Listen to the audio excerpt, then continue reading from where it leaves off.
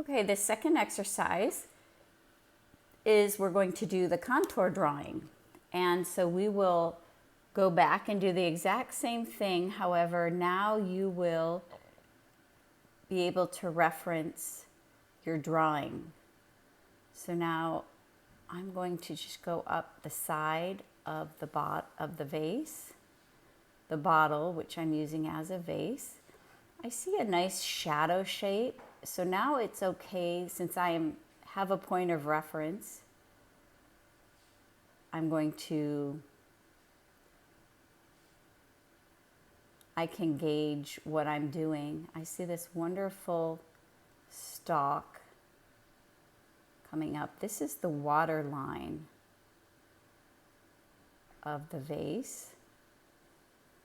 So with this contour drawing, I'm not raising my pen off of the paper. This is a wonderful way to keep your eye on your drawing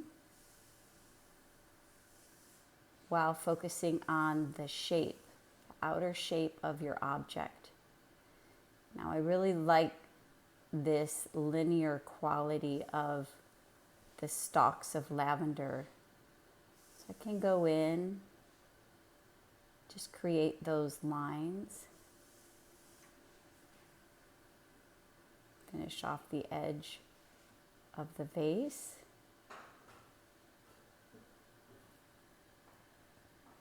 I'm going to run along the outer edge of the vase.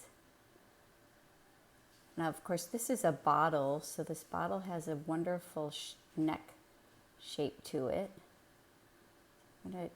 And keep in mind, I'm only concerned with positive and negative shapes as I'm doing this contour drawing. There's no cross-hatching, there's no rendering. We'll get into that later. This exercise is just to practice developing your eye to recognizing shape. Once again, I'm not lifting my pen from the paper. I'm going to go up. I have my lavender stalks, and I'm looking at what is that shape.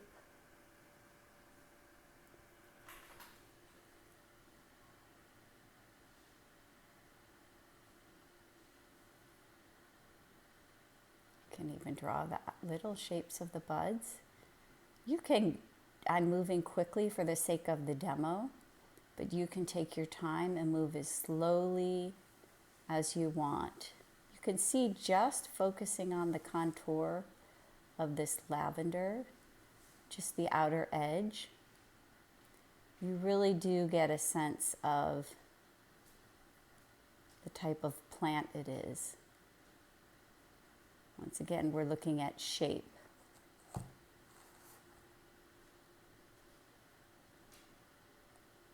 There's another lavender stalk that comes up. Here again, I'm just looking at the outer shape. It's nicely silhouetted. There's a nice silhouette of my still life. It's backlit by the window. So when you set up your still life in your studio, if you're just looking at shape, you may want to backlit that shape, and that will give you a nice silhouette. Have another piece of lavender crossing over. The two almost cross. This tends to get thick at the bottom. Then a nice sturdy stalk comes into the bottle.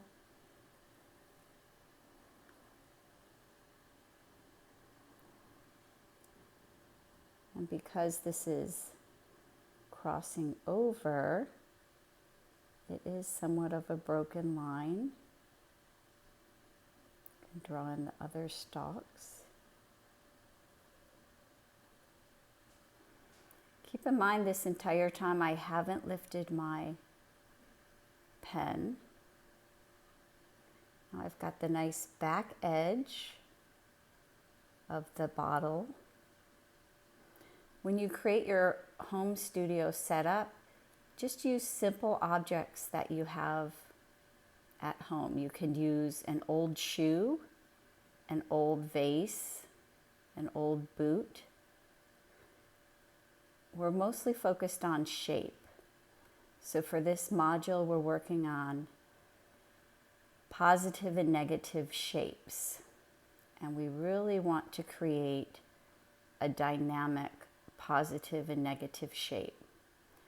The positive shape are any art objects or forms within an artwork.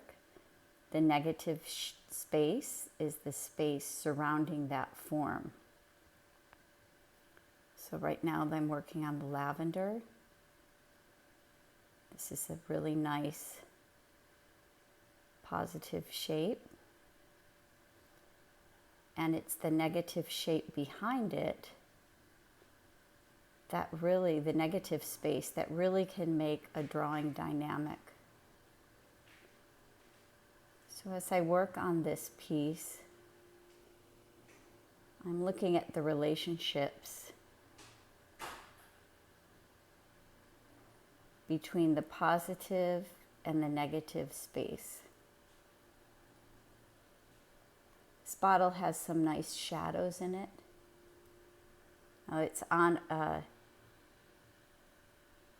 marble surface, so I get a really nice shadow happening underneath the bottle.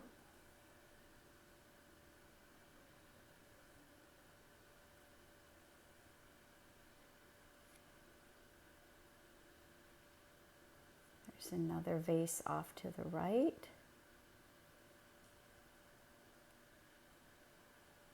Nice shadow shapes coming down, reflective shapes. And then we have a shorter vase. I'm coming up along the shorter vase with a wider neck. As you set up your still life, think of contrast. You want to contrast your shapes, thick, thin, wide, narrow. And this will give some variety into your still life. Have a nice wildflower stem. This is a small jam jar.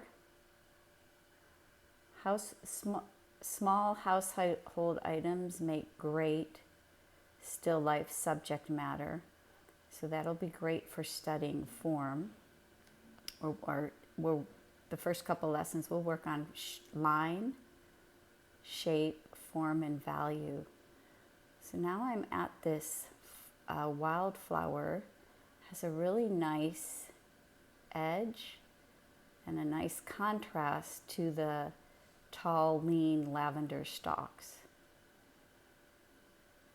So once again, we're looking at positive and negative shapes. Positive space, negative space. I'm not lifting my pen. I'm just looking at the movement of this flower all the way into the center of it. Keeping my eye on the way the petals are moving out from the center point. And just sketching in some veins that will help to understand the position of this wildflower.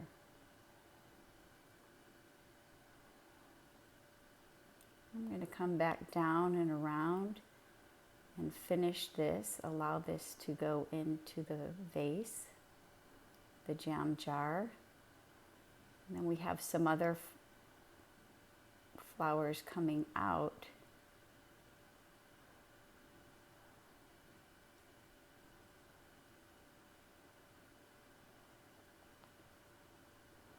When I set up this still life, I was very mindful of what my shapes are looking like.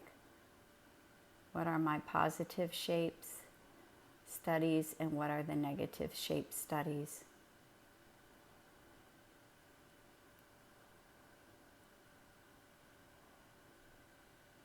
Flowers are a great way to really study that positive and negative space. There's another flower connected to this, so the two together become one positive space. So you can join pieces together. Remember, the negative space is that space that's surrounding an object. Okay, and then we'll finish this. So the assignment is to work on at least two contour drawings, one blind contour where you're only looking at the object and you're not looking at your paper, and then another regular contour where you are free to look at your setup, your paper.